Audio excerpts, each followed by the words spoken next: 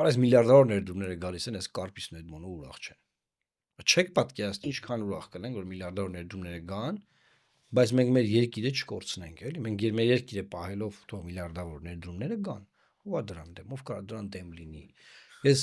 ակամայից հիշել եմ այս երկու օրը իմ ելույթը Միացյալ Նահանգների կոնգրեսում հայ-ամերիկյան բարեկամական խմբի այցի ժամանակ, որտեղ ելույթում ասում եմ, որ վակուում կա եւ մենք կարիք ունենք ավելի շատ Ամերիկայի Հայաստանում։ Այսինքն այդ վակուումը կարա Ամերիկան լցնի։ Դա 2017 թվականն է։ Ես հիշում եմ նաեւ քննադատում էին ռուսամետները ինձ բան սենց։ Հասկանում ես։ Մենք միշտ դրա կողմնակից եղել ենք։ Բայց լպատկերացրու վիճակ այն ժամանակ, չէ՞,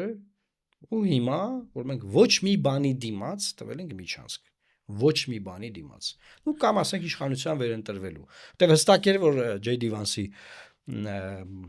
ներկայությամբ նա իր խոսքում ցույց էր տալի, որ մենք աջակցում ենք Փաշինյանին, դիմաց ընտրություններ, ապա այդ սոուսը բարձր չէ, բոլորը հասկանում են։ Եվ պատկերացրու նաև 50 եվրոպական պատվիրակություն է գալու մայիսի 4-ին եվրոպական քաղաքական համայնք։ Այսինքն նա ունի հստակ տոտալ ամբողջական աջակցություն այն առաջնորդության,